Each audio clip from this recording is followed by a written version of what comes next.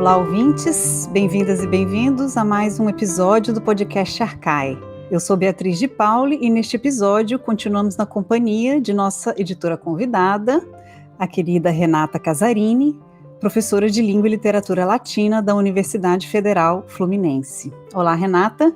Oi, Bia. Eu queria mais uma vez agradecer a oportunidade de estar aqui participando com a equipe do podcast Arcai de mais uma conversa que vai nos trazer uma pessoa tão maravilhosa, tão especial como a convidada de hoje. Eu queria mais uma vez lembrar que quando vocês me fizeram o convite, em junho, eu resolvi, como um critério, escolher para convidar mulheres que eu julgo que são maravilhosas na atuação aqui dos estudos clássicos no Brasil. Algumas delas vocês já tinham convidado.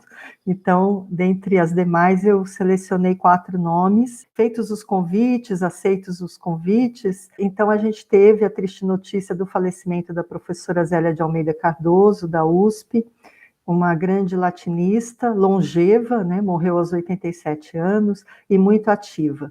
Então, mais uma vez, eu queria oferecer mais esse programa, mais essa conversa aqui no podcast Arcai, à memória da professora Zélia de Almeida Cardoso. E mais uma vez, Renata, nós estimamos muito essa menção à professora Zélia, tão querida de todos nós. Na produção do episódio de hoje estão Fernanda Pio, Flávia Amaral, Lorena Ferreira e Gabriele Cornelli. A personagem deste nosso episódio é Écuba. E para falar sobre essa personagem, convidamos Tereza Virgínia Ribeiro Barbosa, professora do Programa de Pós-Graduação em Letras da Universidade Federal de Minas Gerais. Seja muitíssimo bem-vinda, Tereza Virgínia. Agradeço muito o convite, agradeço a toda a equipe, uma equipe muito simpática que está aqui dando apoio. Toda essa estrutura, não imaginava que um podcast envolvesse uma estrutura tão grande assim. Muito obrigada ao Gabriele, a Beatriz e todo mundo da equipe, e a Renata que me convidou, para falar de uma personagem que para mim é muito querida. Tereza, antes de nós entrarmos na personagem, nós gostaríamos de fazer uma pergunta, que é uma pergunta que nós costumamos sempre fazer para os nossos convidados, que é a respeito da sua trajetória acadêmica. Então, nós gostaríamos de ouvir um pouquinho a respeito de como você se interessou pelos estudos clássicos e, particularmente, pelo teatro antigo. Vamos lá. Meu início de carreira nos estudos clássicos foi um erro de matrícula. Um erro de matrícula quando eu devia matricular numa disciplina e matriculei em outra e caí no grego 1. Aí no grego 1 eu achava assim, os clássicos, elite, os clássicos. Eu sempre fui de comunidade de base, aquela coisa toda, e nunca me interessei pelos clássicos. Aliás, eu não sou uma classicista típica, Era linguista, gostava de ser linguista, queria fazer linguística. Mas essa matrícula, fiz língua grega sem saber nada de grego, e num curso mais avançado do que eu devia, e parece que isso me motivou. No fundo, eu compito muito comigo, não é à toa que eu me chamo Tereza e me chamo Virgínia. A personalidade da Virgínia disputa muito com a personalidade da Tereza, E foi assim, foi um erro de matrícula, matriculei, depois eu tive uma orientadora que me seduziu para a área de estudos clássicos, Eu sempre atuando na área de linguística, e ela como co-orientadora à distância, a professora Rocha Pereira lá de Coimbra, e foi puxando, foi falando, olha que beleza isso aqui, olha que beleza isso aqui, e eu peguei amor, como diz o Carlos Drummond de Andrade. Foi assim. E o teu interesse pelo teatro e por Eurípides em particular, houve algum acaso como esse aí da matrícula errada ou foi um caminho natural dentro da tua jornada de estudos? Olha, eu sou de uma família muito dramática. Nós somos dramáticos demais. Tudo que acontece, a gente faz drama. Nessa minha família, eu sou a penúltima, O meu irmão mais velho, uma diferença de 10 anos de mim, resolveu fazer seminário. E foi um drama. A minha mãe quase morreu, e ela chorava, e ela rolava, não vá, e isso, e aquilo, tal. Tudo bem, então eu fui criada fazendo drama. Mas esse irmão foi para uma cidade de Minas Gerais, que é uma cidade que vive de teatro, que é a cidade de Congonhas, que tem um teatro particular, que é o Teatro da Semana Santa. A cidade para fazer teatro na Semana Santa. Sexta-feira da Paixão, estão crucificando Jesus de um lado e estão fazendo churrasquinho do outro para vender.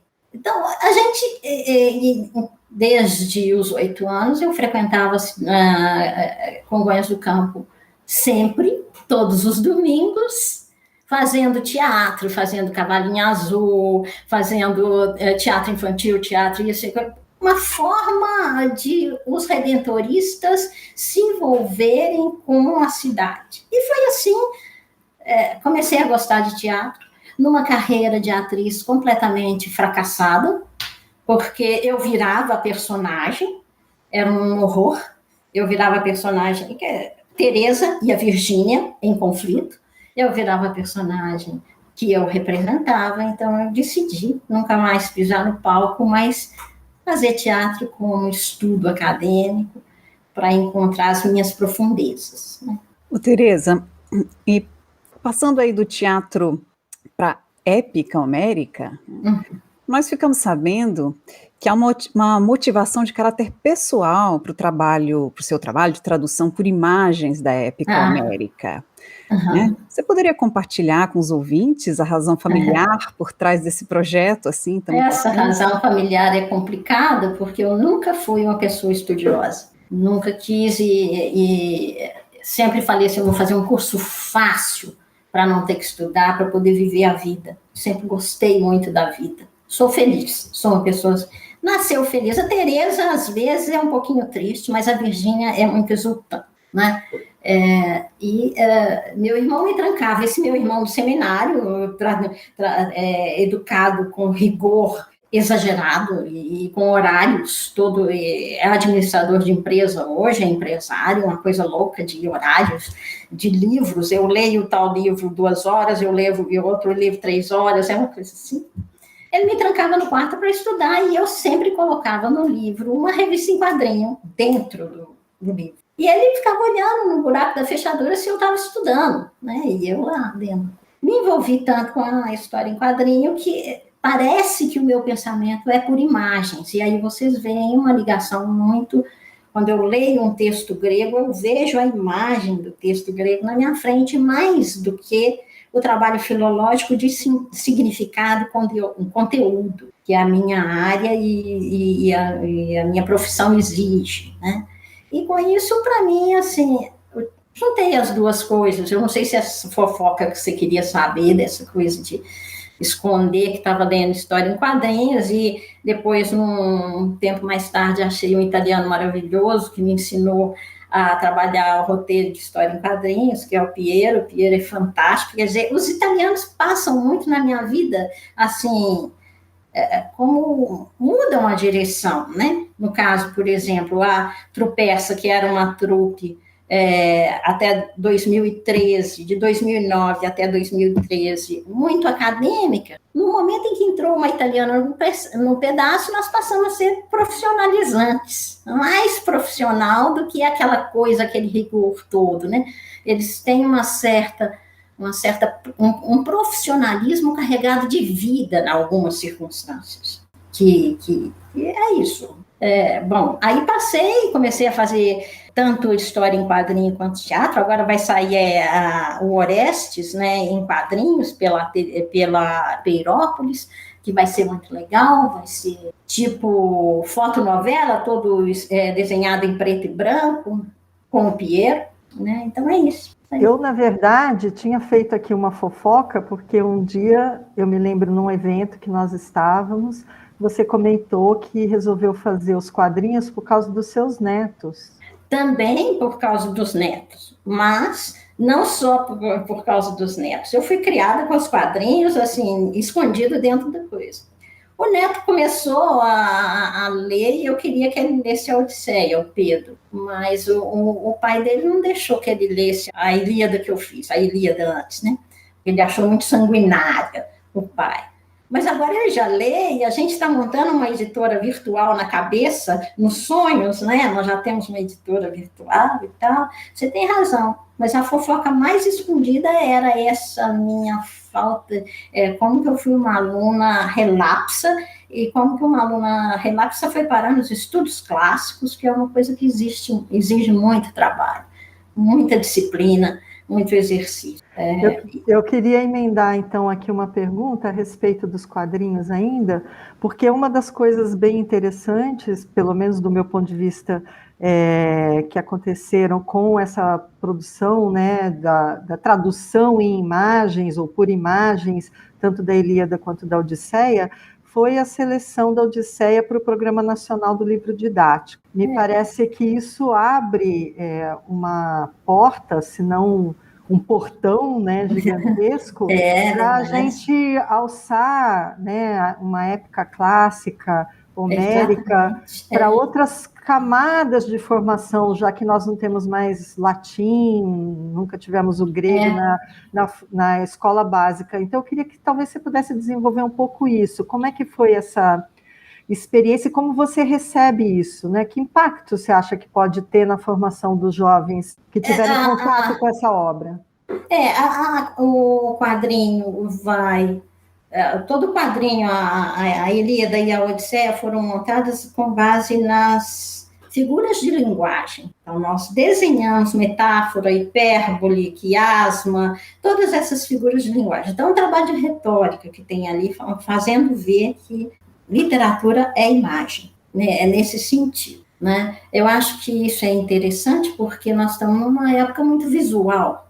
Tudo é muito visual com poucas palavras. E agora eu estou com uma empreitada mais interessante, eu julgo ainda, que é você pegar o Homero, ver todos os dialetos que o Homero tem e traduzir o Homero respeitando dialeto por dialeto em português, jogando dialeto com dialeto. Então, desse jeito, eu acho que a gente não só populariza os clássicos grego-latinos, né? Mas a gente ensina a moçada a pensar com sofisticação. Porque uma coisa é você, todo mundo pergunta, mas a sua Ilíada ela é difícil leitura. Eu falei, mas claro que é difícil, claro que tem que ser. Eu não estou pensando que os jovens conseguem entender só texto fácil, né? Quem trabalha com a internet, quem tem a facilidade com a internet e uma leitura de muitos planos, de muitas janelas, de muitas aberturas, é capaz de ler um texto sofisticado como Homero sem nenhuma alteração. Então, isso foi para nós, não só financeiramente, foi ótimo, né? Financeiramente, mas foi também muito... eu, como professora primária que sou desde o início, e com mãe de 4 filhos, com 5 netos, adoro criança, adoro educação, nesse sentido de ensinar a pensar. Eu não quero ensinar coisas, eu quero ensinar a pensar. Isso, para mim, é fundamental. Bom, vamos fazer agora um pequeno intervalo e voltamos daqui a pouquinho para conversarmos sobre Écuba. Você ouve podcast Arcai, da Cátedra Unesco Arcai, sobre as origens plurais do pensamento ocidental da Universidade de Brasília. Assine nosso conteúdo no lugar em que costuma ouvir seus podcasts. Fique por dentro de tudo que rola na cátedra em arcai.nb.br e nas redes sociais @arcaionb. E atenção, Arcai é com CH. Estamos de volta com a professora Tereza Virgínia Ribeiro Barbosa e vamos então conversar sobre Écuba. Tereza, como você nos apresentaria, assim, em linhas gerais, essa personagem, Écuba? Écuba é rainha de Troia. Rainha de Troia, mãe, dizem, uns de 14 filhos, outros dizem de 19. Ela, pela boca dela, em Eurípides, de 50. Eu gosto dela. Eu já gostei mais de Medeia. Hoje eu não gosto mais de Medeia. Estou falando como personagens, porque eu podia falar da Écuba como uma passagem, um estreito do Mediterrâneo, que é mítica. Todo mundo tem pavor de passar nesse estreito do Mediterrâneo até hoje, né? O estreito de Dardanelos. pessoas... isso faz mito, ela é perigo do mar. Mas Écuba, na verdade, é uma soberana do porto mais rendoso do mundo antigo, que era Troia, e que teve todo o seu império destruído pelos nossos amigos gregos que estudamos até hoje nas tragédias áticas. Eu gosto dessa personagem e escolhi falar sobre ela porque o Eurípides dá voz aos vencidos através dela. Eu acho que, para mim, é uma das personagens mais potentes, porque ela vira o avesso do que ela é, né? Eu brincava que tinha duas personalidades, Teresa e Virgínia. A Écuba é a mulher mais poderosa da antiguidade e a mulher menos poderosa da antiguidade. Ao mesmo tempo, não estou dizendo que existe um antes e um depois, né? Estou dizendo que, ao mesmo tempo, ela carrega em si isso, por quê? Porque cada um que tem contato com a Écuba vai ter contato com a Écuba fragmentariamente.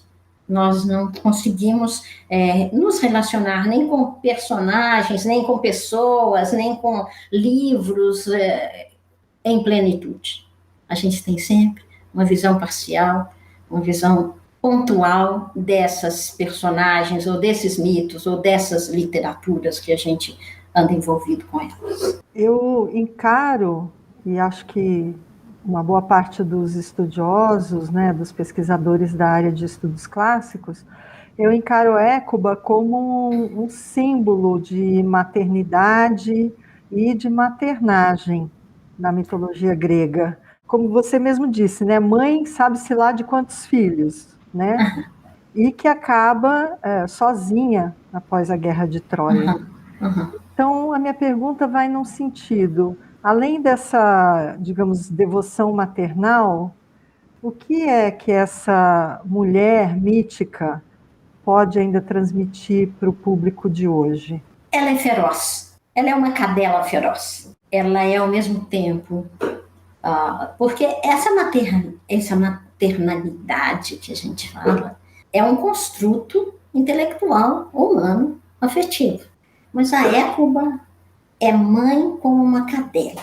Isso é legal. Isso é legal. Ser mãe como uma cadela. Não chega perto, não, que eu morro. Então, isso desconstrói essa maternidade cor-de-rosa, bonitinha, porque ela é mãe com víscera de mãe. Poderia dizer, ela é uma mãe histérica, mas histérica é uma palavra que tem uma carga muito ruim no português, depois que o Freud inventou a histeria. Mas ela é mãe com útero, percebe? Com cólica menstrual e com enfrentamento todo mês de cólica menstrual. Na época que você está grávido, eu estou falando geral aqui no masculino, está grávido para ser neutra, né? Mas na época você não sente dor menstrual. É uma época de plenitude, de barriga cheia, literalmente, de prenhez, de plenitude desse feminino, que não é doce, mas é valente, nesse sentido de defender e de matar, se for preciso, a sua estirpe. Teresa, pensando no campo de prisioneiras troianas, né, que compõe o butim de guerra a ser distribuído entre os comandantes gregos, você acha pertinente transpor esse cenário para uma abordagem de experiências recentes de violação de mulheres em conflitos, como, por exemplo, na Bósnia ou em Ruanda? O que você poderia dizer sobre isso? Total. Eu acho que você tem toda a razão.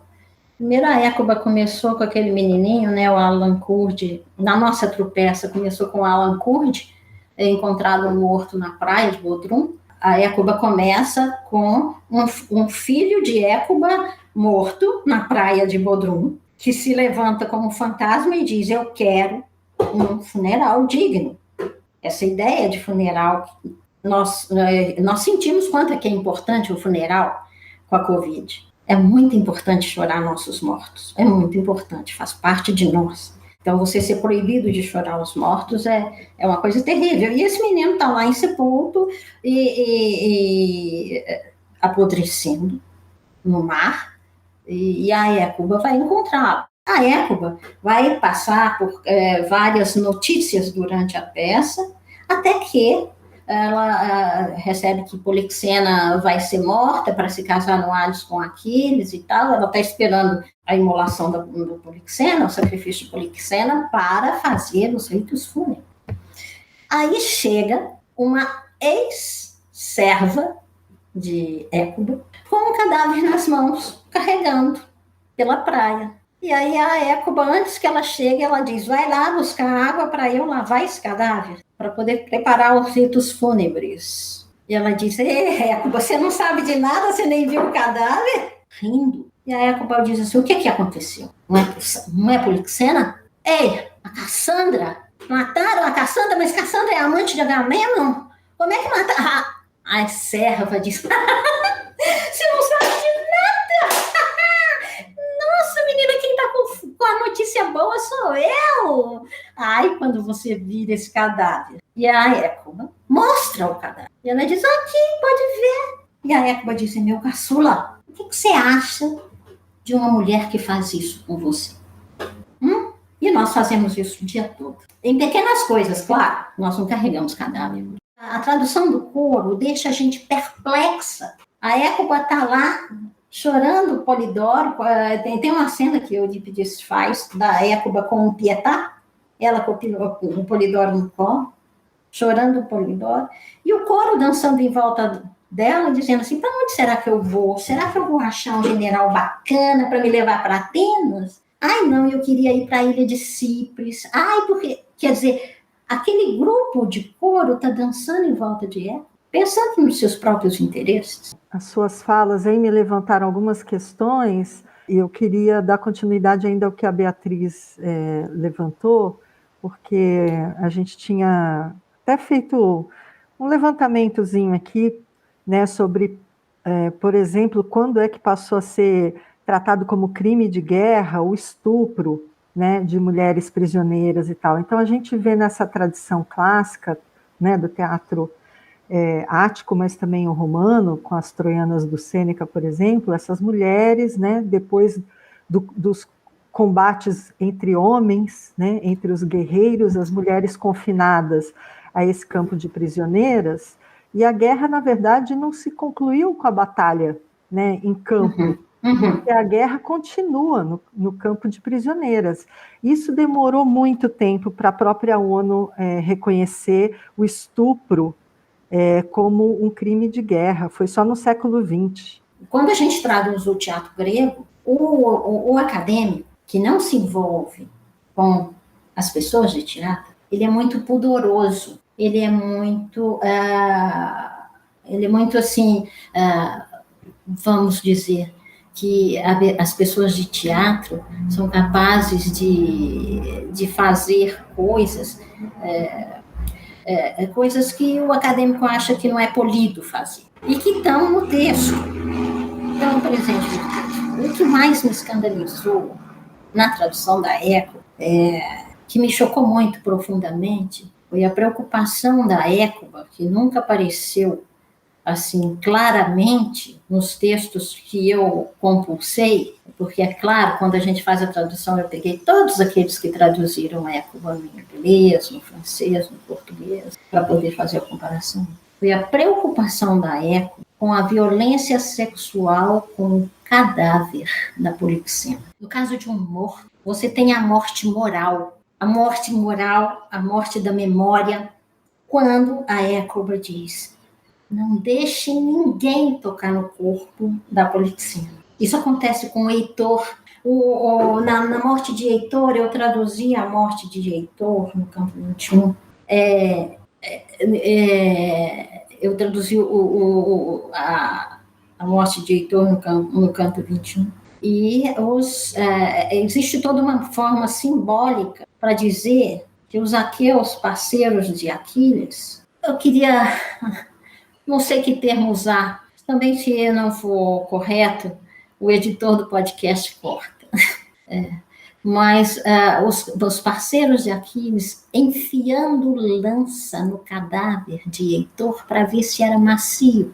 Então, essas coisas que acontecem, que eu acho que é a função de um tradutor honesto e cru, porque é claro que os outros tradutores são honestos, mas eles traduzem de forma que a coisa se apaga e as pessoas não veem que realmente existem problemas de guerra. Então, todas as mazelas da guerra que chocam a gente, que é preciso ter um laboratório de guerra a partir da literatura para a gente saber o que é, porque, felizmente, nós nunca fomos à guerra nem nada, né? Mas ainda assim existe um certo pudor e um certo escrúpulo de nós, helenistas, ao traduzir, de atenuar certas coisas que você fala assim, é isso mesmo que eu estou lendo?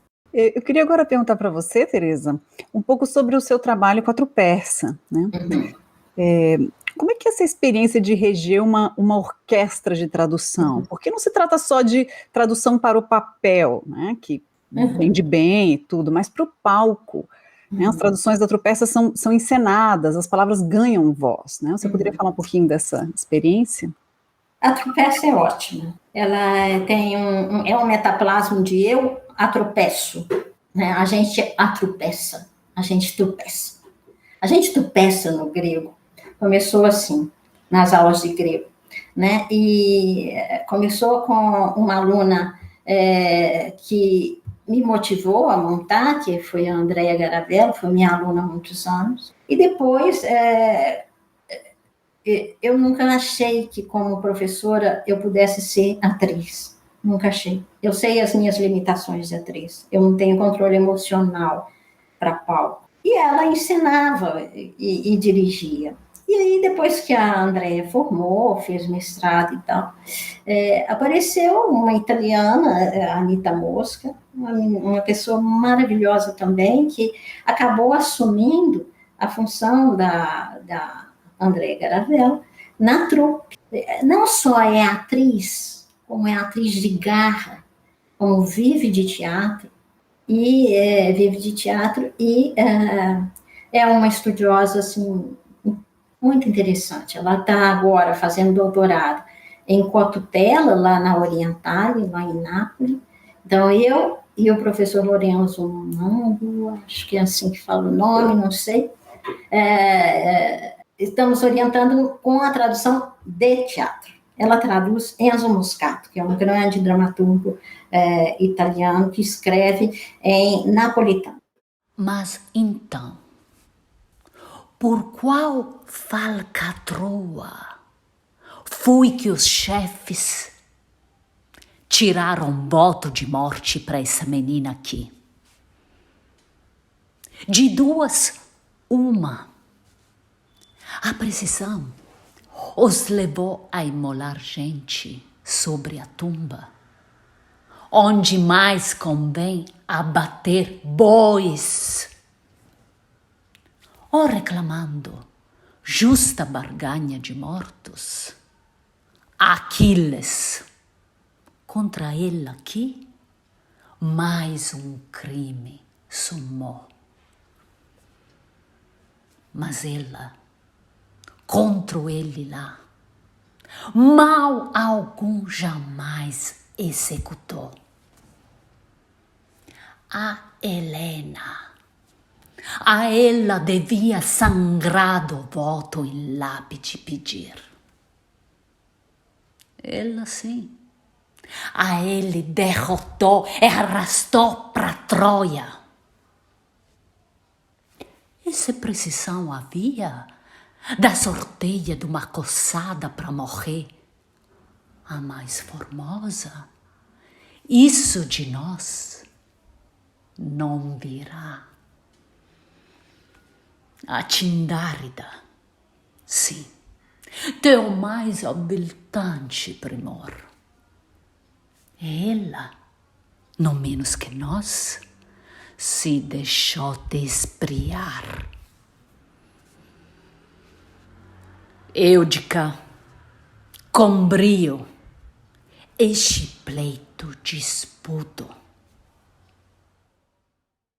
E essa experiência da Trupersa com tradução coletiva é uma tradução coletiva louca.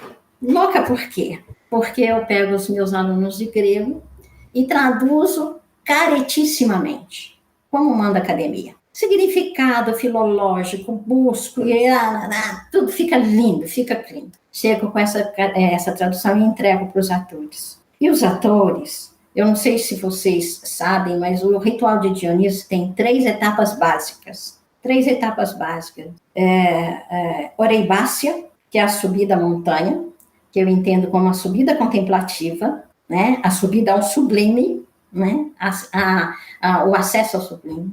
A homofagia, o esparagmos, quer dizer, a caça na montanha, no alto, você vai caçar uma vítima, né? E a essa vítima, no alto da montanha, você vai dilacerar. E depois você vai fazer a ingestão da carne crua, a homofagia. Bom, é isso que os artistas fazem com o texto grego, traduzido filologicamente pelos acadêmicos. Então, eles pegam o texto lá no alto das nossas montanhas elitizantes do grego puríssimo e álcoolico, eles dilaceram o texto, eles entendem numa leitura de mesa o texto, o significado, a pertinência do uso de tal ou tal palavra, a necessidade do uso de tal ou tal palavra, não buscam rebaixar nem fazer a coisa fácil, como na Ilíada. O texto não é fácil, o texto que a gente... Depois eles devoram, engolem o texto, decoram o texto e levam para a cena. Na cena que nós montamos nos ensaios, os acadêmicos assistem e fazem de novo o processo dionisíaco com os artistas. E assim vai, e assim vai, e é uma delícia. A gente produz o ritual de Dioniso, a gente vive a par com Dioniso, uma coisa interessante de poder um aluno apontar o dedo para um professor titular e falar assim, é ridículo com essa palavra, ninguém vai te entender com essa palavra, cai em si. Né? E a gente olhar para um ator e falar assim, você não está entendendo nada, você não tem erudição, você não lê teatro grego, não, né? Um ator capacitado e falar isso. Então, é uma transgressão de todos os dois lados que nos faz passar pelo processo da catarse enquanto traduz, enquanto encena e enquanto vive. É um prazer. É verdadeiramente um prazer, né? Aquele texto que aparece no papel é um texto que já passou por muitas mãos, por isso eu não assino pessoalmente a tradução, eu assino como diretora de tradução, né? Mas quem bate o martelo final sou eu e a diretora artística, que é agora, nesse momento, a Anita Mosca, que fala para mim, não, isso funciona artisticamente, isso... eu digo, isso também funciona literariamente, e aí nós chegamos num acordo nisso. Urge che devolvas o demandado por mim. Escuta!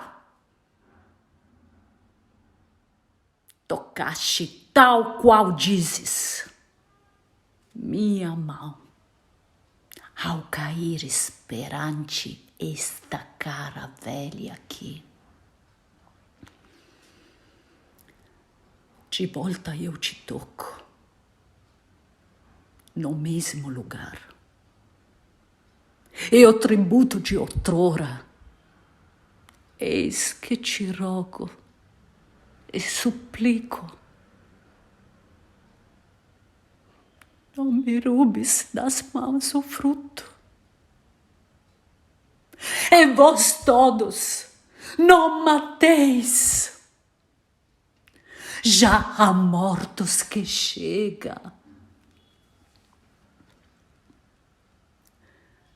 Com essa me alegro. Desanuvio temporais. Contra tudo, ele aqui é fôlego, aragem, ancoragem, sustento, apoio e rumo. Não cabe aos chefes chefiar o que não lhe cabe, nem aos bem-fadados Pensar bem, acabar sempre. Eu também um dia fui. Já agora, não sou mais. Um só dia, toda a alegria me levou. Foi um prazer imenso ter você aqui no nosso podcast, conversar com você sobre esse personagem tão significativo, tão complexo. Renata, muito obrigada mais uma vez, nossa maravilhosa editora convidada. Eu que agradeço a oportunidade e as palavras sempre luminosas da Tereza. Eu queria também agradecer vocês todos. Falar hoje, nem sempre a gente tem espaço para falar de coisas que tocam a gente. A gente sempre fala de objetos vendáveis, comerciáveis. Muito obrigada. As sonoras que ouvimos durante o episódio são trechos da tragédia Écoba, de Eurípides, versos 260 a 273, na tradução da Tropersa, interpretados pela atriz italiana Anita Mosca, no papel de Écoba.